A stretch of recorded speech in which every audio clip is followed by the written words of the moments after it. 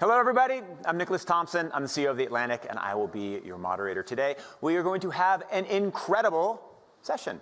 Star of the show is Nita Farahani. She is a futurist and legal ethicist at Duke, and she's so smart and so interesting. You're going to learn a ton. This is how it's going to work. We're going to watch a short video. She's going to come on stage and talk, and then we're going to do a little Q&A, questions from the audience, and that'll be a wrap, and you'll leave enlightened and excited. So first off, a video. It's going to make you see the future and understand a wonderful future where we can use brainwaves to fight crime, be more productive, and find love. Let's roll. You're in the zone. Even you can't believe how productive you've been. Your memo is finished, your inbox is under control, and you're feeling sharper than you have in a decade.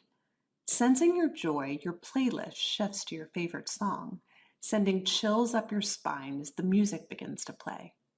You glance at the program running in the background on your computer screen and notice a now familiar sight that appears whenever you're overloaded with pleasure.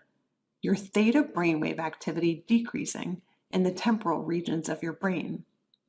You mentally move the cursor to the left and scroll through your brain data over the past few hours.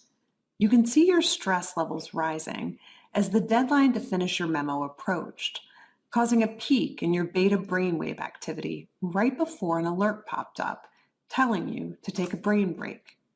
But what's that unusual change in your brain activity when you're asleep? It started earlier in the month.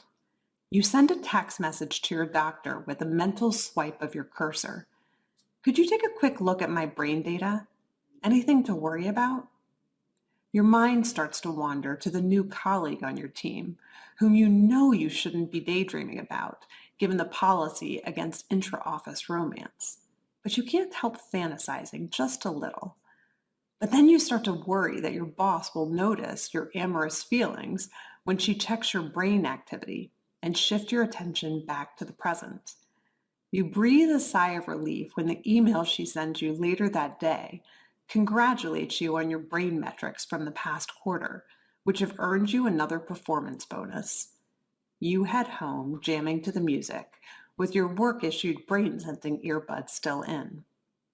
When you arrive at work the next day, a somber cloud has fallen over the office. Along with emails, text messages, and GPS location data, the government has subpoenaed employees' brainwave data from the past year. They have compelling evidence that one of your coworkers has committed massive wire fraud. Now, they're looking for his co-conspirators. You discover they are looking for synchronized brain activity between your coworker and the people he has been working with. While you know you're innocent of any crime, you've been secretly working with him on a new startup venture. Shaking, you remove your earbuds.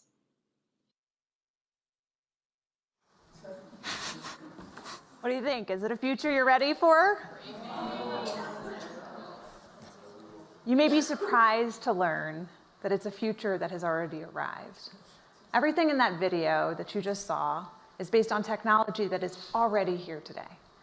Artificial intelligence has enabled advances in decoding brain activity in ways that we never before thought possible. You've heard a lot about AI over the past few years.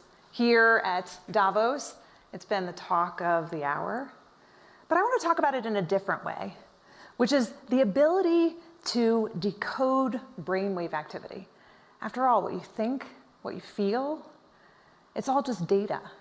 Data that in large patterns can be decoded using artificial intelligence. Consider this. The average person thinks thousands of thoughts each day. As a thought takes form, like a math calculation, you're happy, you're tired, you're hungry, you're elated. Neurons are firing in your brain, emitting tiny electrical discharges. As a particular thought takes form, hundreds of thousands of neurons fire in characteristic patterns that can be decoded with EEG, or electroencephalography, and AI-powered devices. In fact, what you're seeing here is my brain activity while I'm wearing a simple device like the one on the right. We're not talking about implanted devices of the future. I'm talking about wearable devices that are like Fitbits for your brain. It used to be that there was very little we could tell from EEG activity.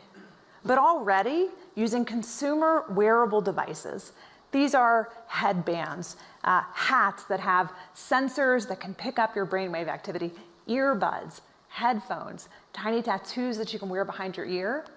We can pick up emotional states like, are you happy or sad or angry? We can pick up and decode faces that you're seeing in your mind. Simple shapes, numbers, your PIN number to your bank account. It's not just your brain activity here that we can pick up. We can also pick up your brain activity in different places, like as your neurons fire from your brain down your arm and send signals to your hand to tell you how to type, move. All of that can be decoded through electromyography, and that's what you're seeing here is a device now in the form of a simple wearable watch that can pick up that activity. And in one of the pivotal acquisitions of the field, Meta acquired this company, Control Labs, in 2019, because major tech companies are investing in helping to make these devices universally applicable as the way in which we interact with the rest of our technology.